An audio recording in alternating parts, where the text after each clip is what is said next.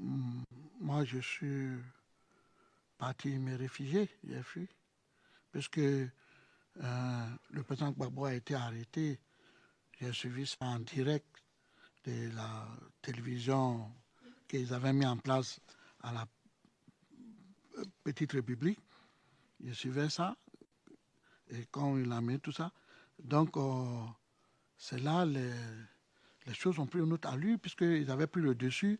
Donc maintenant, il y avait la chasse à l'homme contre tous ceux qui étaient pour Gbagbo. Moi, je ne pouvais pas rester. J'ai fui, je crois, dans la nuit, le lendemain nuit, vers minuit, 1 heure, pour aller me réfugier pendant une semaine quelque part. Et je suis revenu dans la nuit, vers 1 heure, 2 heures du matin, sur la pluie, pour revenir chez moi. Mais il y avait toujours les FSI qui patrouillaient dans la ville, qui tiraient, ça tuait toujours. Donc, je me suis arrangé en sorte que je puisse entrer chez moi. Et j'ai fait près d'une semaine à la maison cachée dedans. Et je crois que quand les choses ont commencé à aller en l'ordre, c'est calmé. Je suis sorti de chez moi. C'est comme ça les voisins ont su que j'étais revenu. Mais ça a été une erreur pour moi. De sortir, venir au dehors, ça a été une erreur très fatale pour moi. Parce que 2 jours après, vous savez, c'est ce qui s'est passé à Abidjan. Quand ils ont pris le dessus, les voisins qui étaient maintenant pour Alassane ou qui étaient contre, ont commencé à indiquer, à signaler où les Gbagbo étaient. C'est comme ça que j'ai reçu la visite des gens en armes d'une bâchée 4x4. Et parmi eux, il y avait un des leaders, un jeune de la galaxie patriotique qui était là, mais lui, je le connaissais, qui venait d'Abobo. Je l'ai vu dans la bâchée, ils sont allés garer la bâchée très loin, dans la cité, et il est revenu à pied vers moi, qu'il a voulu me parler. Je lui ai dit, mais pourquoi? Il dit non, que c'est faut qu'on rentre chez moi. Quand on est rentré, j'étais avec un ami puis un autre de mes petits. Quand nous sommes rentrés, il m'a dit, voilà, nous on s'est combattu pour le président, on a tout fait, voilà, le président est tombé, nous on n'a rien eu. Le président t'a donné beaucoup d'argent, moi je suis venu prendre 10 millions.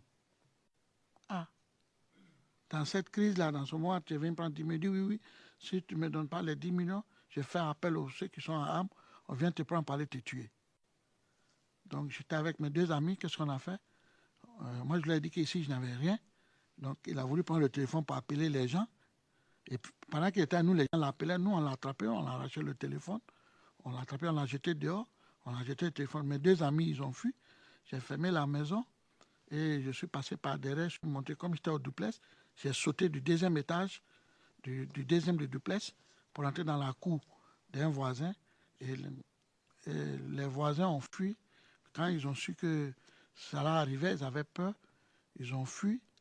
Et moi, je suis resté là, caché en bas du lit. Et j'ai fait appel à des personnes que je connaissais, qui étaient à l'hôtel de golf, qui étaient avec M. Alassane, pour les expliquer la situation que je vivais et que vraiment j'avais besoin de l'aide. Cette personne m'a dit que lui, il était à Boaké, mais il m'a donné le numéro du général Gueux, qui était chargé des opérations militaires. J'ai appelé le général Gueux. Le général Gueux m'a demandé ma position. Je lui ai donné, il m'a dit, bon, quelqu'un va t'appeler. C'est ainsi, Moro m'a appelé, le petit frère de le commandant Ouattara m'a appelé. Et je lui ai donné ma position, il m'a dit, ah, lui, il est au déplateau, il ne peut pas venir vers moi. Mais que Zakaria va m'appeler. C'est ainsi, Zakaria m'a appelé. Quand il a donné ma position à Zakaria, Zakaria m'a dit, non, lui, j'ai à Djamé. Mais Ouattara va m'appeler. C'est comme ça. D'abord, le monsieur que j'ai appelé à Boaké m'avait donné le numéro du chef cap de Soro Guillaume, Seydou, M. Seydou. Donc, Seydou m'a donné le numéro de sa sœur. Et quand sa sœur m'a appelé, c'est elle qui a commencé à me donner les numéros des autres commandants. Donc, c'est comme ça, Ouattara m'a appelé, Ouattara m'a demandé ma position, il a donné. Il m'a dit, bon, ne bouge plus, on vient te chercher. C'est là que je suis resté 1 heure après.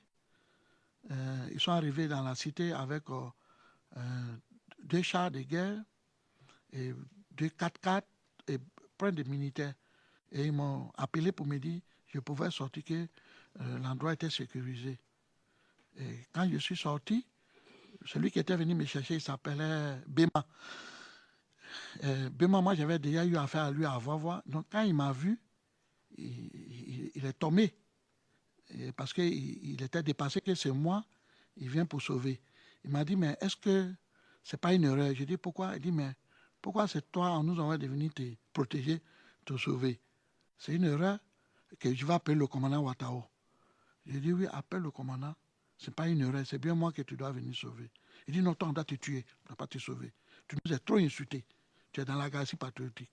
Je lui ai dit, non, laisse ça. Moi, je fais la politique, je suis pacifique. Donc, il a appelé Ouattao.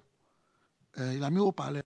Il a dit au commandant Ouattao, il dit, mais commandant, est-ce que tu sais qui tu nous envoies venir chercher ici pour sauver là? Il dit, oui, je sais très bien, c'est Sam l'Africain. Et ne le touchez pas, ne lui faites rien, protégez-le. Il était étonné. Lui a demandé, passe-moi le téléphone à Sam. Quand il m'a passé le téléphone, Ouattao m'a dit, mais Sam, aujourd'hui là, entre toi, entre nous et tes amis, qui est en train de te sauver la vie? Qui va te sauver aujourd'hui? J'ai dit, c'est vous. Il dit, mais tu as passé tout notre temps en train de m'insulter. J'ai dit, mais Ouattao, moi, personnellement, je ne t'ai jamais insulté. Même quand j'ai appris qu'il y avait le problème à l'hôtel de golf, j'avais appris que tu étais mort, je t'ai appelé. Il m'a dit, oui, oui. J'ai dit, donc, moi, je ne t'ai jamais insulté. Il m'a dit, bon, puis il a donné l'ordre aux gens de me protéger, de mettre des militaires, de me garder là chez moi, de protéger ma maison, en entendant qu'il va recevoir d'autres instructions qui me concernaient. C'est comme ça, moi, j'ai eu la vie sauve, monsieur le procureur. Il a donné. Il m'a dit, bon, ne bouge plus, on vient te chercher. C'est là, je suis resté 1 heure après.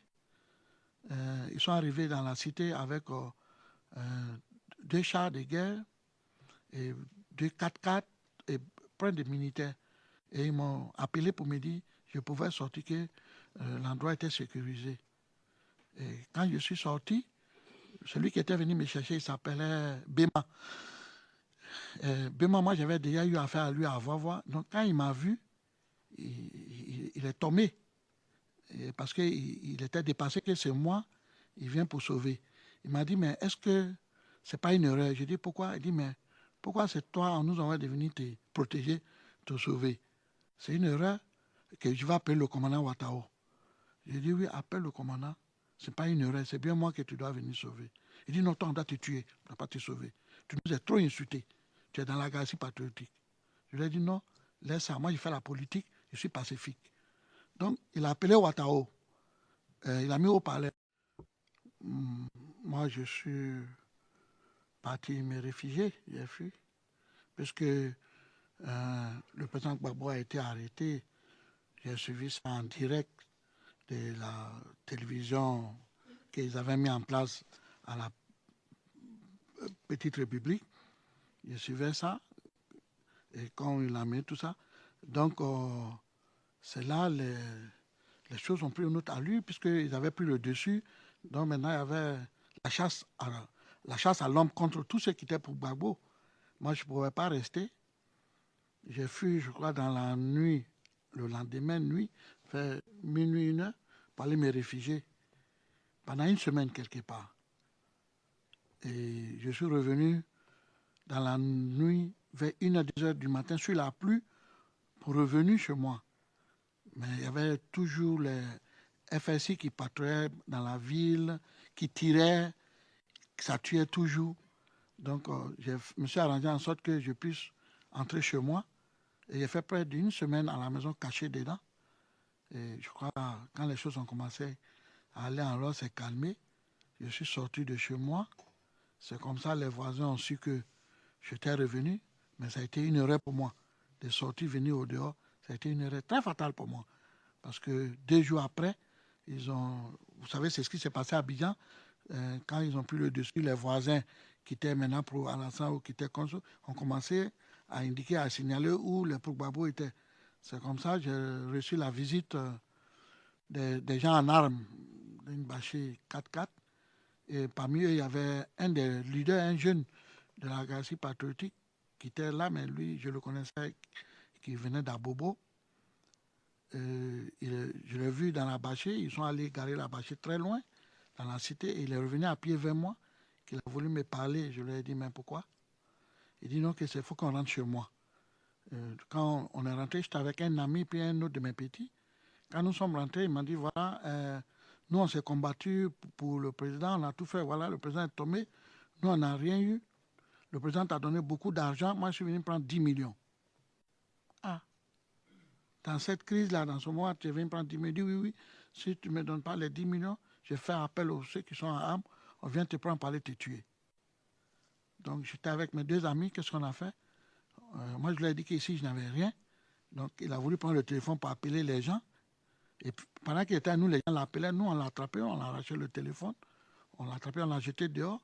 On a jeté le téléphone. Mes 2 amis, ils ont fui. J'ai fermé la maison et je suis passé par derrière. Je suis monté comme j'étais au duplex. J'ai sauté du 2e étage, du 2e du duplex, pour entrer dans la cour d'un voisin.